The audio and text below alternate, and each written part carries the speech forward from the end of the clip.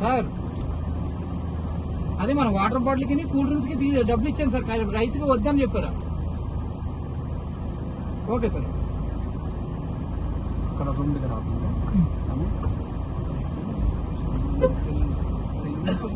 సత్యనారాయణ ఇల్లు చూస్తున్నావా? బాగుంది సార్ ఇది.